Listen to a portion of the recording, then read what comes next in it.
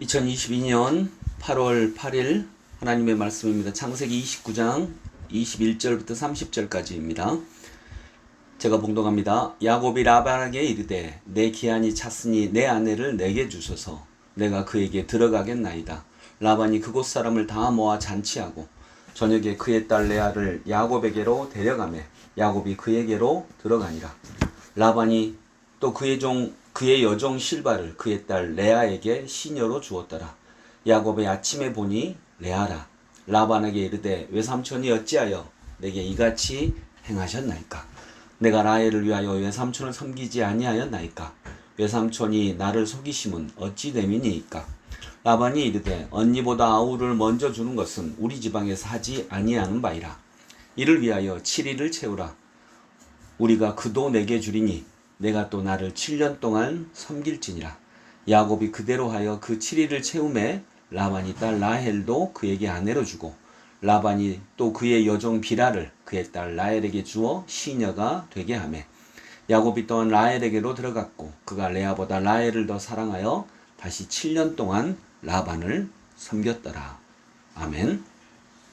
자, 오늘 말씀은 이제 야곱이 라헬을 사랑해서 7년 동안 열심히 일하면 라헬을 내게 아내로 주소서 이렇게 외삼촌에게 그 소망을 말했는데 막상 7년이 되어서 결혼을 하고 보니 알지 못하는 사이에 아마 이제 결혼 잔치 중에 그 레아를 야곱에게로 먼저 그 언니 야곱이 원했던 라헬이 아니라 레아를 야곱에게 아내로 먼저 주었다는 것입니다.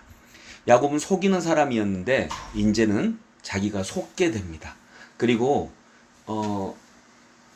그 왜 이렇게 언니 레아를 나는 내가 원하는 사람은 내 아내로 원하는 사람은 라헬이었는데 왜 레아를 먼저 줍니까? 이렇게 얘기를 하니까 언니보다 아우를 주는 것은 아우를 먼저 시집 보내는 것은 우리 지방에서 하지 아니하는 바다. 우리 지방 풍습이 아니다.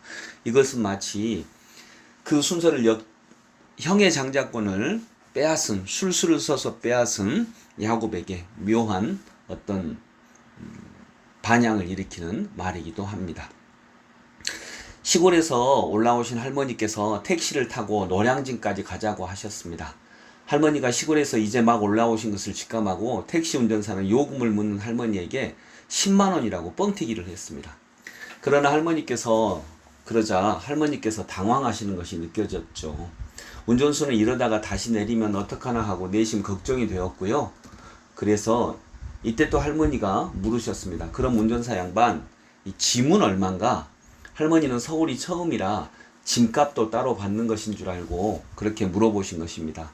운전사는 선심을 쓰듯 해야 할머니가 택시를 탈 것 같다고 생각해서 할머니, 특별히 짐은 제가 그냥 무료로 해드릴게요 라고 했습니다. 그러자 할머니의 눈이 탁 밝아지면서 이렇게 하시는 말씀입니다. 그럼 운전사 양반, 짐만 노량진역까지 좀 데려다 줘. 나는 전철 타고 갈게. 이 일을 통해 운전사 아저씨가 속임수를 쓴 자신을 바라볼 수 있기를 원하는 마음이 있습니다. 영화에서 보면 사기꾼은 자기가 사기를 치면서도 자기에게 사기를 친 사람에 대해서는 엄청나게 분노합니다. 오늘 본문에서는 아버지도 속이고 형도 속인 사기꾼인 야곱이 마침내 자신이 속는 이야기가 나옵니다. 또한 출생과 서열이 지켜져야 한다는 라반의 말은 야곱의 인생과 연관하여 어떤 하나님의 뜻을 드러내고 있습니다. 하나님께서는 라반의 속임수를 이용해서 속이는 자인 야곱이 자신을 바라볼 수 있게 하신 것입니다. 속이는 자 라반을 통해 자신도 속이는 자임을 보게 하시고 속은 자의 원통함도 알게 하십니다. 깨어나 보니 레아였더라. 세번역은 25절을 이렇게 말하고 있습니다. 깨어나 보니 레아였더라. 야곱은 자신이 안고 있던 여인이 자기가 사랑하는 사람 라헬이라고 생각했습니다. 그러나 아침에 깨어나 보니 라헬이 아니었습니다. 레아였습니다. 야곱은 사람을 속여서라도 내 먹을 것은 내가 챙기는 것이 지혜라고 생각했을 것입니다.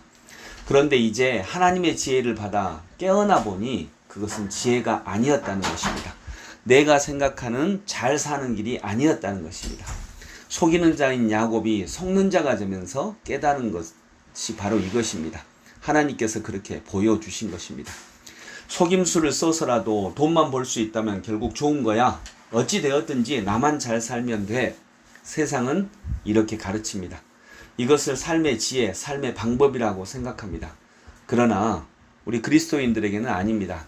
깨어나 보면 그것 때문에 오히려 이제는 내가 속고 내가 버려지고 내가 쫓겨날 수 있습니다. 깨어나서 보면, 눈을 뜨고 보면, 복음 안에서 눈을 뜨고 보면 그것은 내가 원하는 라헬이 아니라 원하지 않던 레아였습니다.